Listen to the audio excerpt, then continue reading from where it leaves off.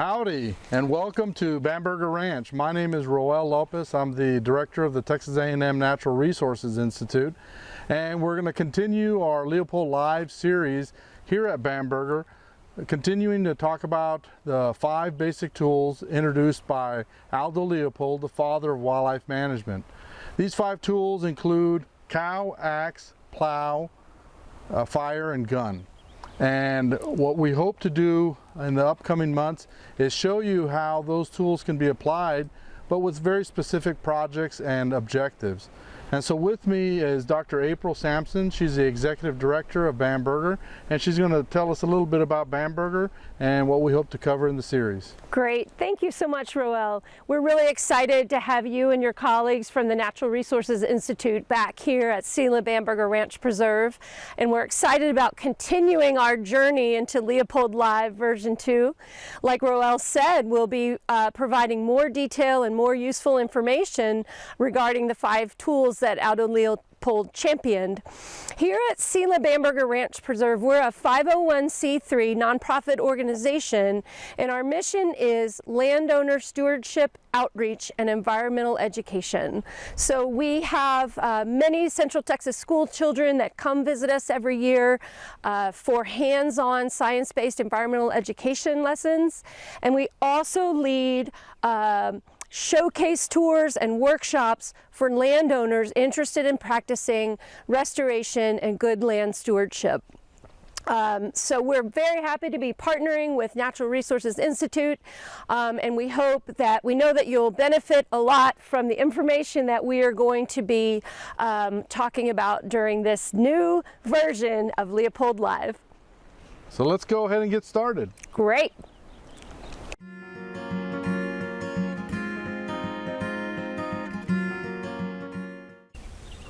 Welcome back for another episode of Leopold Live.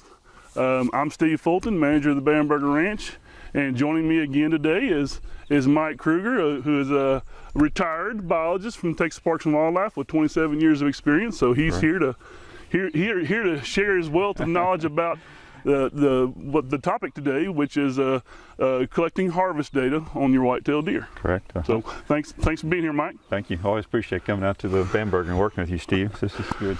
So why is it so important for us to collect harvest data on our white-tailed deer? Well, you need to know what your deer population is doing. If you're trying to manage that population, there's certain pieces of data that you need, and you start in the late summer with doing census work, and that gives you an idea of how many animals you have and how many you need to harvest, and balance the harvest with the habitat needs. But if you're not collecting data from those animals that are being killed, you don't know if you're making any headway in that management of the deer program. You just census won't tell you everything about what you need to know about that deer population. So collecting harvest data is a key component of any good deer management program. So. I like it. So basically with your census you can determine your quantity of deer, but right. How about we also are interested in the quality of our deer. Quality. Quantity won't tell you everything. A place that has a deer to 8 acres may be understocked versus one that's got a deer to 15 may be overstocked, and that just sits based on the quality of the habitat. So if you're just looking strictly at census data, you don't know how is the number of deer on that in that area, that the population that you're managing, how do you know if the density is appropriate for the habitat? So collecting harvest data will tell you whether you're overstocked or understocked or properly stocked on that habitat.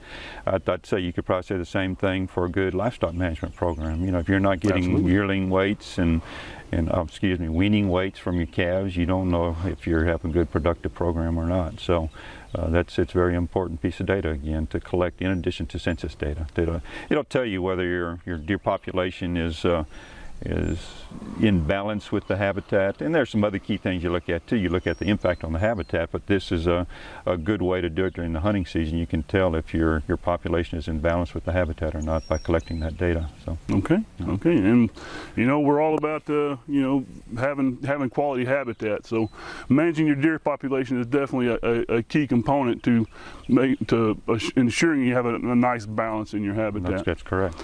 So we harvested a deer. What is usually the first bit of data that you collect? Well, you know, that's typically, and I'm going to do this a little bit out of order, but typically, you know, that deer is, you know, the hunter's going to take it with him wherever he's going.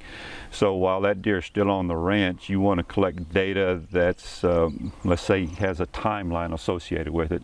In most cases, that's going to be the field dressed weight. So probably that ought to be the first thing you ought to take when you have a deer brought into the check station or wherever the hunters gather.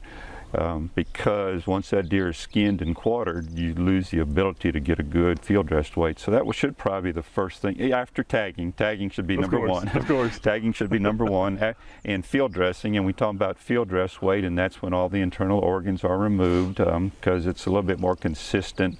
You can do live body weights, but it's hard to compare. It just doesn't work as well as field dressed weight. Whether it's got a full belly or an empty belly. That's right. So it'll be pounds difference. So again, we're doing it out. I'm not saying that the body weight is the most important piece of data in that data collection, but is the one that's got a timeline associated with it. So that should be the first thing you do is collect the field dress weight after tagging. When we harvest a deer as quickly as can, we want to try to get that meat chilled so it's great to eat. Skin it or do whatever. We don't want our meat to spoil. Yeah. You know, once that deer goes out on the highway and goes to final processing, you know, you as the ranch managers have lost the ability to get that weight anymore. You know, other aspects of that deer, the age and antler measurements will still stay there. That doesn't change. That doesn't change. That doesn't deteriorate.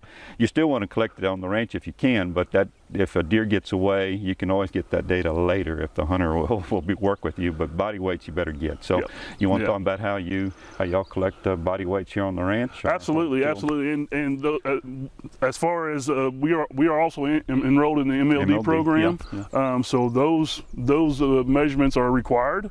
But yes, we just use this is just a cheap scale, just a cheap digital scale that you can purchase on Amazon, or you can probably find them at an Academy Sports and Outdoors. Not plugging either of those two places, but Tractor Supply. But they're available at your local hardware store. Yeah. So once it's been field dressed, again before it's been skinned, just grab that weight. Yeah, you want to do it, and you. Like I say, field dressed weight, and while we're doing that, you probably have a variation of a form that you use to record that data. Absolutely. Everybody probably has their own favorite that they like to use, and so you want to be sure that form is available for the hunter whether it's you, the ranch manager, or the ranch biologist, or the hunter, that form is readily available, and there's a slot on there for field dressed weight, in addition to the date of kill and sample number and things like that, and hunter's name. So that's start with a good form that's available to the hunter, or at least where he can record that and then give it to you after the fact. I think it's very important to use a scale. I've worked with places in my career that guessed weights. That feels like a 50-pounder. That feels like a 62-pounder. So everybody's estimation is going to be not as good as having a scale. So first important piece of information to have on the ranch is a good scale. A good scale. Got to have a good scale. Okay.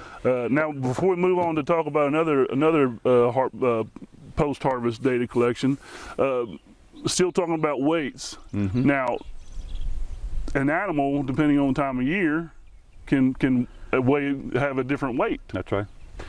It can, if you have a year with a good acorn crop, and if deer killed in mid-November that's been feeding on acorn for a month or so, probably going to weigh more than that same deer killed a year that you don't have a good acorn crop, possibly. So, there's going to be some variation. So you don't want to look at each individual deer or only 1 year at a time. You want to look at the trend over time, and that'll account for the variations in habitat conditions, whether there's a wet year, dry year, acorn crop or not acorn crop. So there's going to be some variation. Pre-rut, post-rut. That's exactly right. Yeah, especially when it comes to bucks, they're going to lose some weight when you kill them post-rut versus pre-rut. So so it's important to do it that way. So. All right, now age is another variable that affects body weight. That's right. They're kind of closely related, and I know in discussions with you, and in my opinion, age is one of the most important harvest data, or even in our case, and I'll talk about that in just a moment, but pre-harvest data is trying to determine the age of that animal. Yeah. So we harvest age-appropriate animals. Yeah. So you're looking at body characteristics when you're talking about the pre-harvest. Absolutely. Okay. All right. Yeah. So yeah, and you want to talk about how you do some Absolutely. of that? Absolutely. We'll go there. Yeah. But we'll stay. In our mind, the age is probably the most critical aspect of any body condition piece of data is the age. So pre-harvest age and post-harvest age. So you'll get into the pre-harvest age. Yeah. So it all depends on your management program, but here we prefer, at least on a buck side of the harvest, we prefer that the nice bucks like you see here in front of you. We prefer those to be of an older age, 6 years old, 7 years old, again depending on their antler characteristics and what, so they can pass those genes. If they have a nice big set of antlers year after year, we want those genetics to be passed along. So the more years you give them, the more their genes are out in your herd. That's right, and they'll express their full potential. The older they get, the more ability they have to express their true potential for growing antlers, and that's, the older they get, the bigger they get. Absolutely. Even though a sorry deer is going to get bigger over time, so. But conversely, now if you've got a deer that shows poor genetic potential, what do you do? We're getting to a whole different aspect of deer management. We are, but it ties into aging them. Yeah. So I use game cameras. I'll have game cameras out 1st of August of every year and all the way through February of every year. So a big part of the year I use game cameras. So I try to identify every buck that we have and keep track of them over the years. So it's a big tool. It's a tool that I use that really helps me age those deer, because looking at body characteristics and how they got a sway in their back, how they're standing on their feet, or they have a Roman nose. There's tons of characteristics you can look at to help you get within a range of a deer's age. But if you have that photo history from the time that deer was 2.5 and you was sure that it was 2.5, and then next year is 3.5 and you're pretty sure it's 3.5 that year, then you can narrow it down to more of an exact, not quite an exact science, but you can get a more of an exact age. That's right. On that deer. Yeah, and then looking at that deer post-harvest, looking at his teeth and getting some idea of age will help confirm whether you're looking at the good set of body characteristics or not. So and adjust accordingly if I'm wrong. Accordingly, yeah. And that'll tell you, man, that deer was older than I thought, or it was younger than I thought. It happens. What about does? Are you any good at aging does? Not to a year, but I can tell what an old doe looks like in comparison to a 1 or 2 year old doe. Yeah. That 4 or 5 year old doe or 6 year old doe, they have definitely a different body shape to them. Yeah, it's sure enough old, sure enough young, but it's those in-betweeners. They may not be that critical as far as when it comes to bucks on aging does, but I have a little bit more trouble aging does on the hoof. Yeah. So we're doing the pre-harvest aging and using your cameras and maybe a little bit of incidental observation, sitting in deer stands before the season, during the season. So, but then after that deer is killed, then to me, looking at the age based on tooth wear, tooth replacement, tooth wear is probably, I'd say not probably, it is the most important piece of data you can get from that harvested deer. Knowing weights, and we'll get into antler measurements later, but knowing weights and antler measurements without knowing age is essentially worthless. Yep. At least if you have age of those animals, even if you've missed the weight or missed the antler measurements, you can at least look at what the population is, what percentage of the population is older and younger and things like that. When it comes to bucks, that may be misleading because there's a lot of hunter selectivity, just like you talked about. Just because your harvest may be weighted towards older age bucks doesn't mean the population is weighted that way. It's just hunter selectivity. To me, looking at the spread of doe ages is going to be more of a random shot of what that population is actually doing, because there's not as much hunter selectivity involved in killing does as there is in killing bucks. So looking at that spread of doe ages may tell you more than looking at the buck ages. I agree. The spread. Okay. I agree. So then how do you age? What do we do then? If you got a dead deer in front of us, And again, if the hunter needs to leave and in a hurry, you know, he can hopefully bring that head back, or at least bring the jawbone back to you. But again, ideally, you want to get that age before that deer leaves the ranch. And I'm sure you do. That's a requirement. No here. requirement. Okay. So, it should be. I mean, they're not allowed to leave. Okay. With the deer until I age it. So aging, it's an inexact science. There's a lot of subjectivity involved, but it's tooth replacement up to a certain age, and then tooth wear after that. So I know we've talked about it. We've looked over each other's shoulders when we have youth hunts here, and we're looking at deer ages. So some age classes are pretty easy to do because there's a lot of objectivity involved. That it either has a baby tooth or it doesn't have a baby tooth. But once it gets in that older age classes, is that a 3 or a 4? Is that a 4 or a 5? You know, Mike's corrected me several times. You know, and that's been to the school of Mike. That's just been my bias. So walk us through the different array, or the different tooth wear patterns that you have. Good deal. Well, first, we're going to start with some publications. This is, and again, I've been out of Parks and Wildlife for 12 years now, and so there may be some different publications. This is one that I always used, Texas Agriculture Extension Service, determining the age of deer. I don't have the Parks and Wildlife one that's like this, but there's another one available that Parks and Wildlife has. But what I like about this particular one is that it's got photographs of the different age classes, and it highlights the tooth that you should pay attention to. In this case, you're looking at a 1.5-year old deer, you're looking at that third premolar, and then you're looking at the last molar.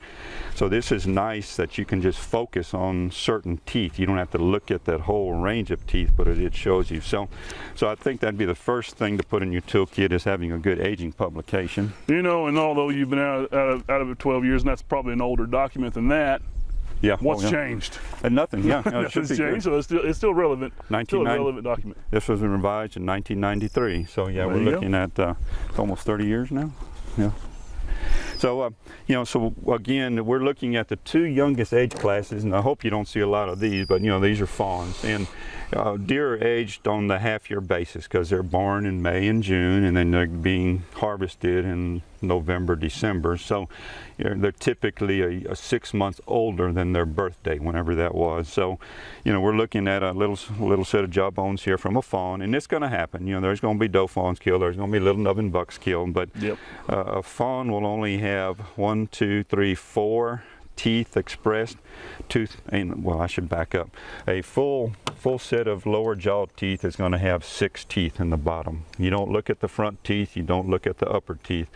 So a full complement of lower jaw teeth is going to be 6. So when you're looking at a fawn, it only has 4. Sometimes that 5th one will be coming out. Keep in mind that you got the gum line, so you may not see that last tooth there. Tooth number 6 is still down here embedded in the bone. You're not going to see that. Again, a fawn should be pretty obvious, just looking at the body, the weights, and everything else. But you don't want to take anything for granted sometimes. A big fawn, a 50-pound fawn, you may say, is that a good fawn, or is that a sorry 1.5-year-old deer? So always open up that. And while we're talking about that, you've got a deer laying there, and you're probably, if that deer's been dead any length of time, you're gonna need some kind of tool to pry open that jawbone so that you can get into it. Everybody has their own favorite variation. This is one that custom made. I'm sure there's others, but Parks and Wildlife employees did it. So, the first thing you gotta do is pry that jawbone open, because it's gonna have rigor mortis.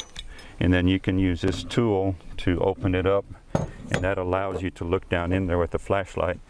If you, it's easier if you can split the skin on that jawbone to get a good look. Just don't do that on somebody's trophy. Well, I was going to ask you. So you don't walk around with a knife in your hand every time a dead deer's laying there. You be sure that you talk to that hunter that if he's going to mount that deer, once you split that skin, that kind of ruins it. It kind of ruins the cake. So be sure. And we when we did it in locker plants, we didn't have the hunter in front of us, or even when we had the hunter in front of us, we always asked permission to put a knife to that deer.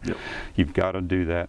Makes it a lot easier if you can open up the skin skin and pry open the jawbone so you can get a good profile look at those teeth, but you surely don't want to do it on a deer that's going to be shoulder mounted. So rule number one, don't cut. Don't cut until you get permission. And even does, you never know. Somebody may want to, for first doe, they may want to do it. It could be a kid's first doe. That's right. Maybe they want to do something with it. So, but if you can, if it's a deer that's not going to be mounted, if you can cut the skin and pry it open, then you start looking at the teeth. And again, ideally, you want to get a profile look if you can. You can tell by looking down sometimes what you have, but it's always better to get a profile. So we got this deer laying on the ground, whether buck doe or whatever, and we're looking at the teeth. We're not pulling the jawbone necessarily. We're still attached to the deer. So we got a fawn that's only got an incomplete set of lower jaw teeth, a 1.5-year-old deer. It's going to pretty much have the full 6. That tooth number 6 is not going to be fully expressed yet. Again, we're looking at the gum line right here. So if it's not fully expressed, but you can count 6 teeth. But the key to this one is that the third premolar, 1, 2, 3, is going to have 3 cusps on it. That's a surefire indication that it's a 1.5-year-old deer or younger. Again, this one's got the 3 cusps, but it doesn't have the full set of teeth. So 1.5-year-old deer, there should be no doubt in anyone's mind when you have a 1.5-year-old deer in front of you based on this third tricuspid premolar. Late in the year, late December, y'all have a season that goes all the way into February with MLD. Correct. You're going to start seeing 1.5-year-old deer that have kicked out this tooth that's being replaced by a permanent tooth underneath there. But it won't be fully expressed, and it'll be kind of bright and shiny. So you can still. I can tell you that I've had hunters say, "Well, I shot a really old one." Yeah. Look at, because it doesn't even have teeth anymore. It's done lost its teeth. It's so old, and I'm like, well. And here's what happens. And that tooth is worn down flat too, and so they'll look at that. Oh, it's an old deer. And these first 3 teeth are deciduous teeth, and they're going to be replaced by the time that deer, before it reaches its 2nd birthday. Sometime before it's 2, then the 4, 5, and 6 teeth are permanent. There's only 1 set of those teeth. So the first 3 are replaced, and these are permanent. So you've got a deer with 3 cusps, and then it's going to kick it out. So when you get to a 2.5-year-old deer, it's got all its permanent teeth at that time. So from that point forward, tooth number 4, 1, 2, 3, 4, is going to be.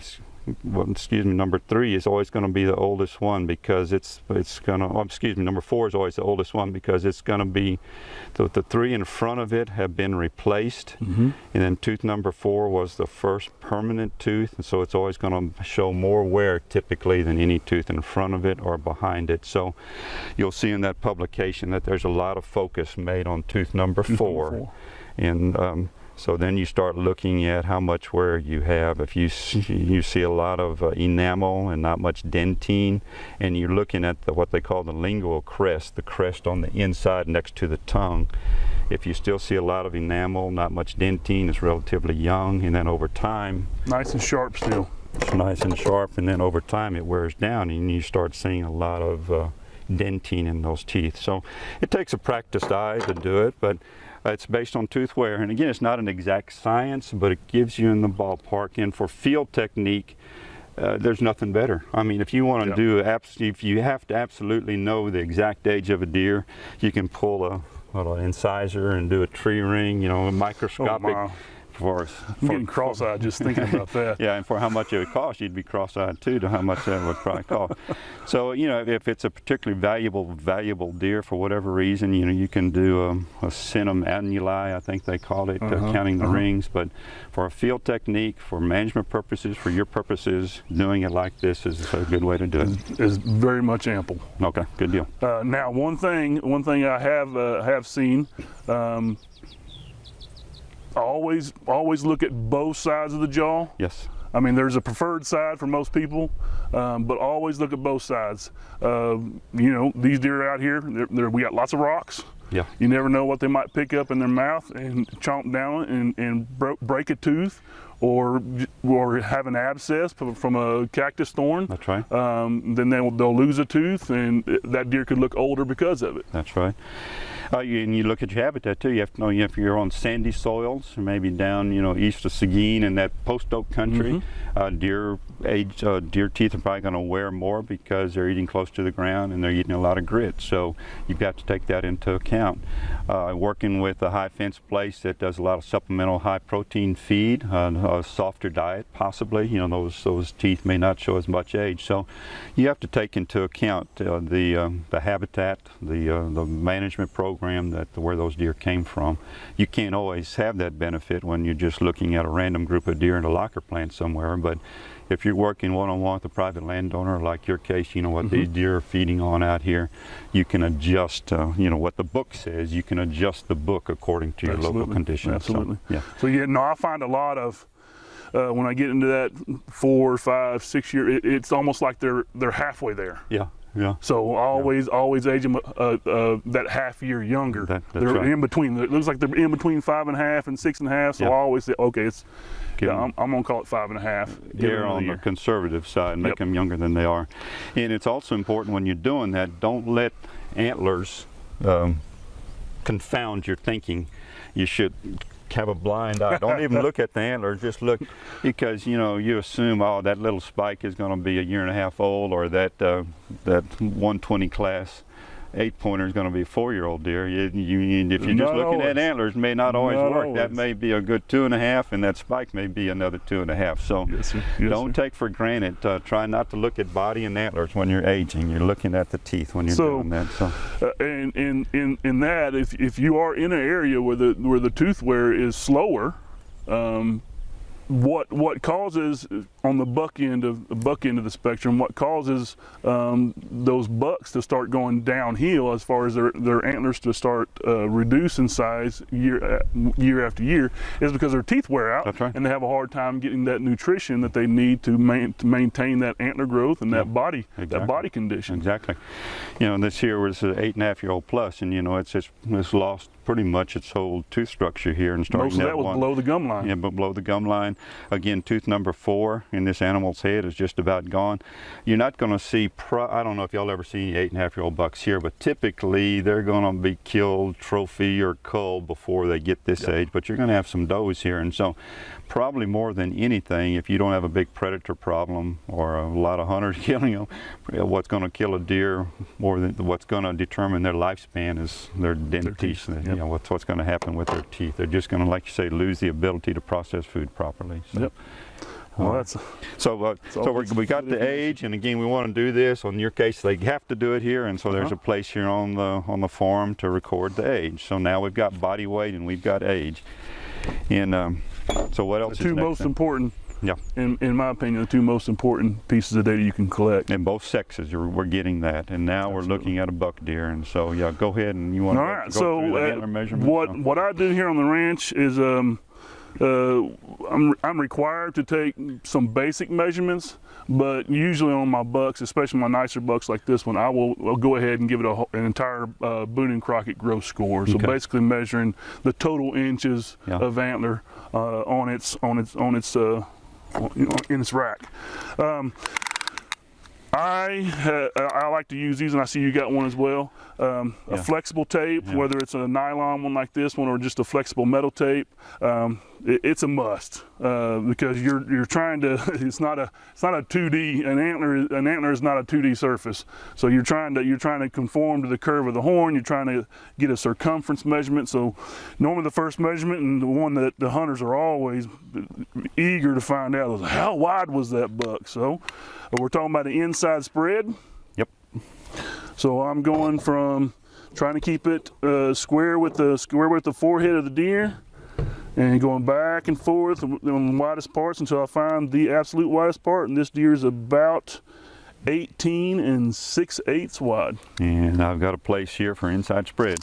If you're doing it for true Boone and Crockett, I mean, you're doing it for Boone and Crockett, but it's not a deer to be entered into the Boone and Crockett measurement. That's correct. If you're measuring a deer for the Texas Big Game Awards program that TWA, Texas Wildlife Association, Parks and Wildlife administer, you're supposed to use a stiff tape to get inside spread. Same thing for field technique on the ranch. Are you saying that I can stretch this, or maybe have it slack? Well, if you can stretch as big as you are, I wouldn't doubt you're stretching. So then we're going to give you a metal tape so you can't stretch it. Okay. So again, you know, but again, one tape will do the job. But I'm just saying that if you're doing it for any kind of record-keeping program, you're supposed to use for the official scoring systems. You got to use official tools. And then when you're supposed to use a non-stretching tape for taking the other measurements too. So okay, so you got the inside spread. I mean, really the key with all this data collection is do it the same way with every deer. That's right.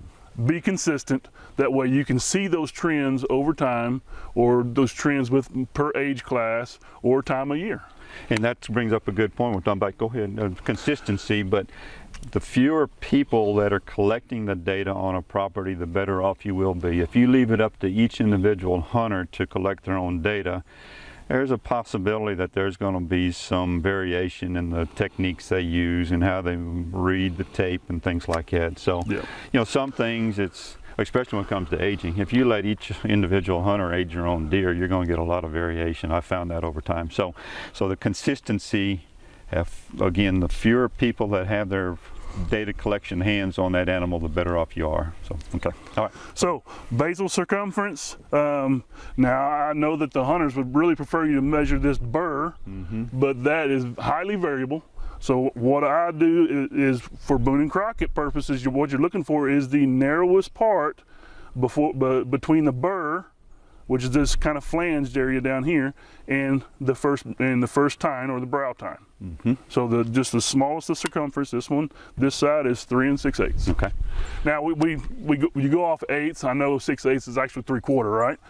But for record keeping purposes, we always go to the 1/8 of an inch. That's right. And in Parks and Wildlife, when we were doing it, we would even use millimeters just because that's a scientific way of doing it. And so millimeters conversion to inches. Yeah, I know. Let's not get into that whole metric system thing. But so far we're real scientists here. Oh my gosh. So far, you know, for again Parks and Wildlife, collecting harvest data in a processing plant for, you know, in a county. So far we're consistent. We take inside spread. We take the basal measurement. Basal circumference. Got it. Now next is a beam length. So I use a cable, a flexible cable. It has a little alligator clip. I actually bought this as a kit for measuring deer antlers. So I will hook this brad behind the antler, and this go all the way around, trying to stay with the contour of the antler.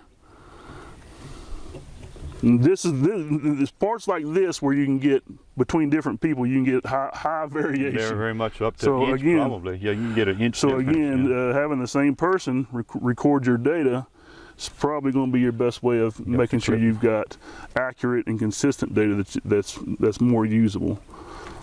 So then I'll take that. So now I got my beam length. And you'll take. So I'll stretch my tape out. Yeah, don't stretch it now. Don't use. I'm not gonna stretch it. I'm just. Well, I don't know what you want to call it. You're gonna tighten it, but you're not gonna stretch it. I'm gonna try to get both the cable and my tape tight. Make sure I'm on the right spot here. We're at 21 3/8 for that. 21 3/8, and I've got a place here for beam length, 21 3/8. So you'll take that for both sides of the antlers, both sides of the antler, and that gives you some good baseline data that you can work off of. That's right. For the future. Yeah, and for here you're taking all of it because again you're measuring Boone and Crockett. When again I'm going back to my old Parks and Wildlife days, we would just look at a deer and just try. Sometimes you'd go in the morning, okay, every right side, we're just going to measure right sides today or left sides. If you have a deer that's pretty consistent, that works okay. But we would only take the measurements off of one side. You just double it. Yeah, and we ran the records and we didn't do that. Some Parks and Wildlife harvest regulations are based on this kind of data here that we would collect in locker plants. We try to get samples of multiple deer out of each county, or now they use management units or whatever the term is called, and so you would base the age, antler, and some years weights on to help set harvest regulations. good, bad, or otherwise, how you feel about antler restrictions, but antler restrictions were based on this kind of data right here. And hey, I feel like they've helped. I think so too. You know, so that was based on inside spread versus age, and because that's the parameter, that's what the field technique that you use, 13-inch or greater. And from all the data that Parks and Wildlife collected over the years, a 13-inch deer typically was 3.5 years or older. An older buck. It's misleading again, just like we said. You could have a good young deer that's going to be over 13. You may have a sorry old deer that'll never get 13. Yep. So you're going to have those that are going to fall through the cracks. But so again, this data. I mean, the alternative is to have a Texas Parks and Wildlife guide with every hunt. yeah, that's right. And that's not feasible. That's right. So you've got that. Okay, what about points now? Absolutely. Counting points per side. So this one, even though it has a busted tine, do you count that or do you not? I was going to ask you that. This one's got 2. What do you do? To me, this is a 10-pointer. You know, Yeah. 1, 2, 3, 4, and then 5. For my personal records, that was a point. Yeah. So I'm counting it. It's 10-pointer, but when you do Boone and Crockett, you cannot assume the length of that deer. Nope, you cannot. It's gone. Yeah. So I mean, if it busted off, but it's still over an inch long, you can measure that, and that goes in your Boone and Crockett score. That's right. But if it's busted off with less than an inch, then it doesn't even score for Boone and Crockett. Okay, good deal. So yeah, this one's got 1, 2, 3, 4 on one side, 1, 2, 3, 4. That one's going to be close. That's an inch. We'll count it. 5, 6 on this side. So this is a 10-point buck. Okay, good deal. We'll write down. Now it's right side and left side, not as you're looking at it. So Yeah. this deer's right side has 6 points.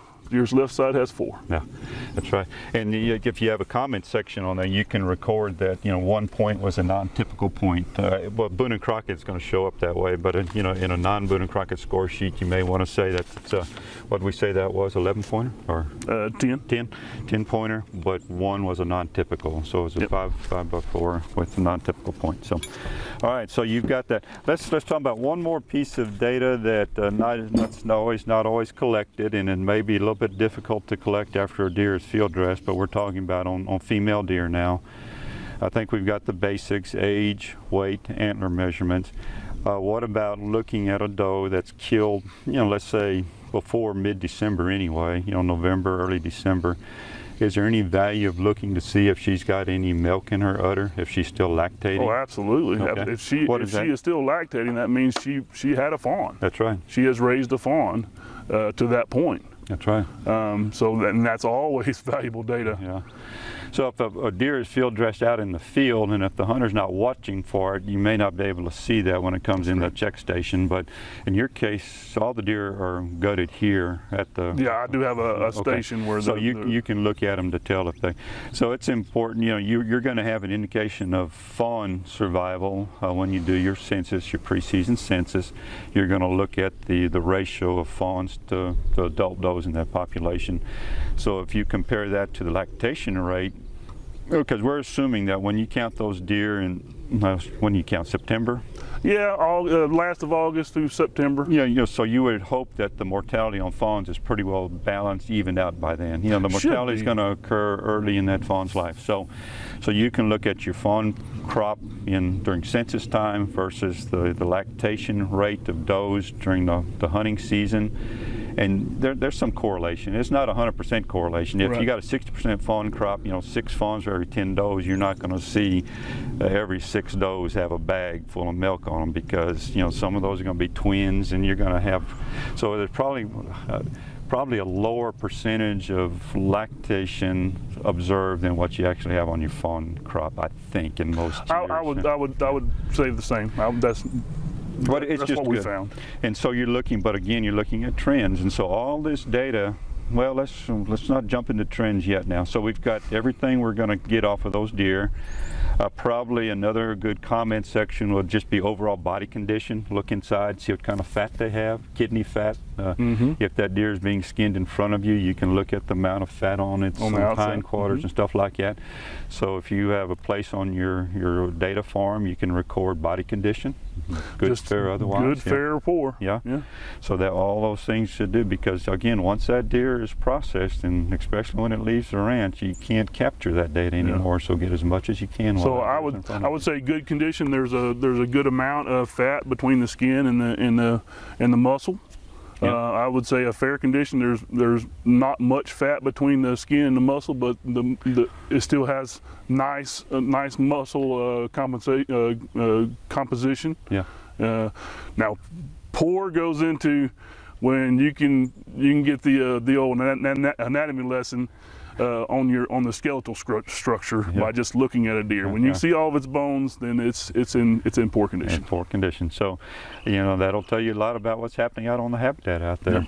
And sometimes it's going to be age related too. An old deer, even in good habitat, is going to look poor. But still, there's a lot of correlation there. So all those good records to keep. So let's. Is there anything else we can collect off those animals before they leave the ranch? I think that's pretty well. I mean, we can ask them their name, but they're not. Name, date of kill, name, sample size. I mean, it's not sample size, sample number. Deer number 1, 2, 3, obviously down the line, consecutive order, whatever system you use. So at the end of the year, you've got all this data. What are you going to do with it? Well, hopefully you put it in an Excel file in your computer. That way you can correlate it. You can use different statistical methods to see your correlation. Are you going to compare 8-year-old deer with 1.5-year-old deer? Well, no, absolutely not. So what do you?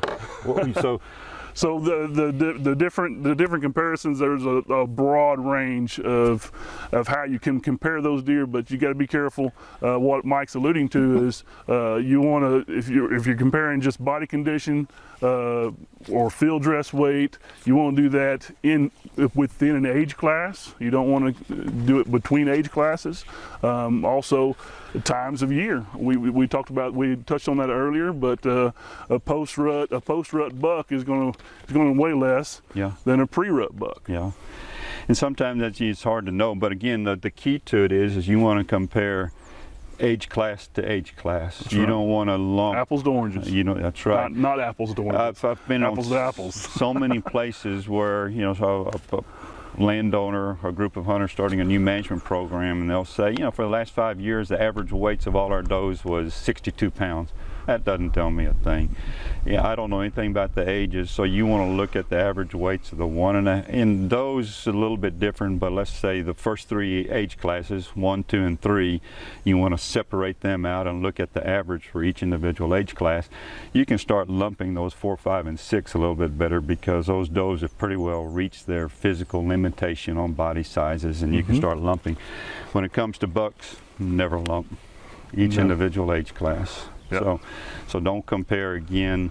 The average weights of all our bucks was 82 pounds. Again, that doesn't tell you anything. Average weights of our 1.5-year-old bucks were 68. That tells me something right there. So you want to look at each individual age class, and you don't want to look at just 1 year. Compare this year to last year, compare last year to the previous year. And I would even go as further as month to month. Month to month, okay. So November of this year to compare to November of last year. And then you got things as like drought. If you got a severe drought 1 year, that's definitely going to have effect on the body condition of your animals. That's right. So don't base your decision on any 1 year, just like you're not going to base decisions on any 1 year census data. I mean, you're going to adjust your harvest into annual census, but if you've been counting a deer to 12 acres consistently, and all of a sudden, for whatever reason, you got a deer to 20 that shows up, and something don't look right. So you're not going to readjust for big extremes in any 1 year. So same. But if over time you're seeing that deer population is going down or keep going up, that's when you start making some changes in your management program. You look at that trend over time, because. And I can tell you what I noticed this last year, and I don't. Everybody's blaming everything on the deep freeze we had 2 Februarys ago, but I did notice this last year that we had a much higher concentration of bucks than we did doe. So I'm not saying that we had a doe die off because of the freeze, because they're smaller bodied, so they have much more difficult time retaining body heat versus a buck that has a larger body. I'm not saying that's what happened. That's just my observations. Now, come this year, if my surveys get back more or less to normal, then it was just a fluke. Okay, but that's good. You need to see stuff like that. If you're not monitoring, you don't know what's happening there. So we've looked at you've analyzed that data after the season. You've got average weights of all your different age classes in there, and you got percentage. Again, on does, to me, it's more of a random. So I've got some data here. I was working with the Southwest San Saba Management Association over in the southwest corner of San Saba County while I was stationed there in Lampasas, and we're looking at sample sizes of over 500 deer that they would kill, and there was a little bit of because we had to rely on the hunters to collect their antler measurements and their weights, but they were supposed to pull the jawbones and bring them to me for an aging bee after the season. So I felt pretty good about the age structure of the population, not so good about the weights and stuff like that, but you're hoping that they were consistent anyway. So, but in this first year, 2002, on year-and-a-half-old bucks, 43% of the population of the kill consisted of year-and-a-half-old bucks. 10 years later, 8 years later, 51% were year-and-a-half-old bucks. Is that good, bad, otherwise? Does that tell you anything? Half the bucks being killed, almost half every year, were year-and-a-half. And I'm putting you on the spot. You can't answer that because we know here that a large percentage of them were spikes. So they were selectively killing spikes. Selecting for spikes. This was the Parks and Wildlife propaganda that I was preaching to them. Let's focus on spikes on that year-and-a-half-old age class. But again, you didn't know that until you start looking at what the numbers are saying. To me, the doe kill, the percentage of doe kill, was probably a more accurate indicator of the age structure. Pretty even that first year, 20, 27, 20, 11% were 2, 3, 4-year-old percentage of the population were does. And over time, as they manage, you see those percentages change to where it's a little bit heavier on the older side of things because they're starting to focus on some of those older does. So that's what you do, is you look at the percentage of your age classes in the kill from year to year and see what's going on. And I still have a firm believer that looking at the age structure of the doe kill is going to be more if you've got a real high kill in the in the 3.5-year-old age class this year, let's just say that half of all the does killed were 3.5. You look back 3 years, man, we did have a good fawn crop this year, that year. So that cohort was moving through the population, and it shows up in the harvest every year. So, it keys back to your census, what your census showed, whether you had a good fawn crop, poor fawn crop, and things like that. So. I have to admit, statistics was not my best course in college, so. Oh, that's easy. And then average weights, you'll find different publications that talk about, what your deer should weigh in the hill country, what your deer should weigh in South Texas. And so, if you just do a little bit of searching, you can see how your weights, average weights per age class, again, per age class, stress that, compared to what the average hill country ranch should be. Now, hold on, Mike. You're not average, I know. You're telling me that deer weigh different in different areas? Well, of course they do. I'm expecting the deer weights on the Bamberger Ranch ought to be 115% above average here. I hadn't seen your data. I'm not going to say that's true, but we do have some healthy critters running around. And so you want to look at that. Again, you want to compare the Bamberger Ranch to the Bamberger Ranch. That's the most important thing, to see what you're doing. But somebody has a similar management program. Yeah, but you do want to look across the fence sometimes and say, okay, and when I say that, I don't mean that literally, because you don't want to look at your neighbor's data. But, there's enough data collection occurring in counties that Parks and Wildlife has collected over time that you can say, okay, for this area that includes Blanco, Gillespie, and Llano counties, average weights a year-and-a-half does ought to be such and such. Well, our deer are a little bit better than that, so that'll tell you something. So have some idea of what the standard, what the benchmark should be, and then compare yourself to that benchmark too. So. I agree. I agree. All right. Well, and then all this data, since a lot of our Leopold Live sessions are are focused on the wildlife valuation and the tasks you can do to meet those requirements. This is census collecting. This data collection is a type of census. That's So right. that does qualify for that. For one of your management practices. Help out for your wildlife Yeah, valuation. one of the three. And if you're on the Managed Land Deer Permit program, they no longer require submission of age, weight, antler data, but they require, Parks and Wildlife requires submission at least of the numbers of animals killed. Number of those doe, involved. number of bucks. You know, one day it may come back to that. I'm not sure what the thinking is on collecting that data, but I think we came early on in the program when I was working Parks and Wildlife. Age, weight, antler data was a requirement. You know, submitting a full set of data from deer. But we soon came to the realization that unless you've got somebody that's willing to spend the time and has the time to analyze that data, you know, it really doesn't do us much good to have file folders full of harvest records if it's not being used for anything. Waiting for some future grad student to say, hey, Yeah. you have this data. That's right. Or have some program where all you gotta do is run it through a scanner and it's automatically tabulating for you. There So, you go. Magic so, stuff. so you know, but I think you as a landowner, if you, I may be wrong now, but I think there's a way that you can actually submit harvest records into the There land is management in the LMA. LMA You can system. support. You can submit that information. You can if you want to, and there may be a way that it can even be analyzed through that system. So it's but even if you're not doing it for governmental purposes, whether it's for Parks and Wildlife permits or for the wildlife tax valuation, you're doing it for you and your. Absolutely. I want to know what my herd's doing. That's right. You know, and adjust Okay. accordingly. All right. Thank you. All right. Good. Very good. Well, Thank thanks, you. Mike. Thank you. Appreciate your time. You're welcome.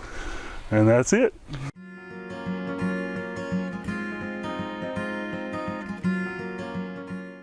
What are some telltale signs that you are over harvesting or under harvesting your deer herd? Well, I mean, over harvesting is I would say would be pretty easy. If your surveys, your censuses show that you have a low number. Yeah, I mean, under harvesting, browse line, Yeah. obviously. But as far as the data we're talking about collecting here, what have you seen in your experience? You know, I think a deer harvest that's weighted towards the older age classes of does, of females, is going to be an indication of an under harvest. Those you got a lot of old animals in the population. Conversely, a sign of under harvest on the buck side of things is when a big percentage of the harvest is composed of 1.5-year-old bucks. And again, I gave you some data here, but you know, those 50% of all the bucks, you know, a lot of those were spikes, so that was very selective for a group of landowners. But a lot of the decisions that went into the Parks and Wildlife antler restriction data, some of these counties we were looking at 50, 60, high 60% of the buck kill annually was composed of 1.5-year-old bucks, and that wasn't just spikes. I mean, that was just all 1.5 years. So that was an indication to us that the bucks were being over harvested because they were all being taken out at a younger age class, and you had very few left to get into the older age classes. So in addition to what you're seeing on your census, in your pre-harvest census, you're looking at the age structure of your kill. Bucks may be a little bit more difficult because of selectivity involved, but I think if you're looking at your does, you can look at the percentage of the different populations to tell how you're doing as far as your under or over harvesting. So. And then also body condition. Body condition, especially if that's you're right. if you're under harvesting. If you have too many animals on the range. Now there's variables with that. If you're feeding, if you're supplementing or not. But if it's just native range and you're not supplementing, you got too many deer, the body condition is going to be poor. Exactly. Low weights over time, a low body condition too. And that brings up a good point, and we'll kind of get off a tangent here, but you don't want a deer population that is on life support with supplemental feed. Yeah. You don't want an overgrazed, overbrowsed habitat. The deer look okay, but they're standing at a feed trough all day long. So you got to be careful of that too. Yeah. You don't we do supplemental feed here, but we also maintain a population that can be sustained by our native forage. The supplement is just there to aid in them growing bigger antlers. Use it as the name implies, as a supplement to That's the correct. native habitat. Yep. Great. Another one for you. Do I need to submit all my harvest records to the county tax appraiser or the wildlife valuation program?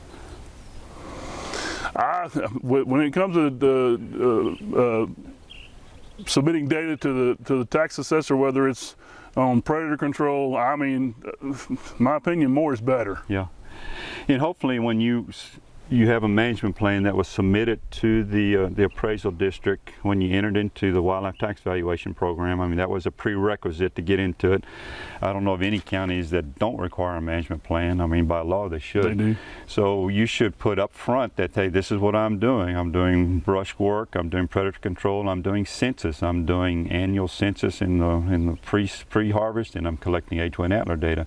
So if you're saying you're doing those things in the management plan, you better submit those records or have a good reason for not submitting it. So if you say, and again, it's simple because you're there anyway. So, you know, that's part of the one of the 7 practices is data collection or census, harvest data, and preseason census. Or it only counts as 1 because it's 1 of 7. But yes, if you say you're going to do it, I'd say go ahead and do it. Don't take a chance and say, I forgot to do it this year. Yeah, don't do that. Great. And one more, is there just anything we haven't discussed, any notes or piece of information you'd recommend taking additionally for your own records? We've talked about a lot. Photographs are nice. You know, Photographs, photo history. Yeah, we touched on that a little bit. Even post-harvest photographs of that animal. And especially nowadays with digital photography, it doesn't take a lot of room to store a bunch of pictures. So if you've got the ability to take a picture of that buck before it's skinned and all cut up, and before you split the jawbone, get a good field picture of it, and that just adds as part of the record. That's nice to know. Good to have. Yeah. All right, well, that was pretty exciting. Thank you for joining our session of Leopold Live. Again, we'd like to thank all those speakers and those that participated with our session. Look for upcoming sessions over the course of the next year, and our hope is to cover these very specific topics that are of interest to landowners and natural resource managers. That's right. And I'd like to thank once again the Natural Resources Institute for coming out here and helping us provide this valuable information.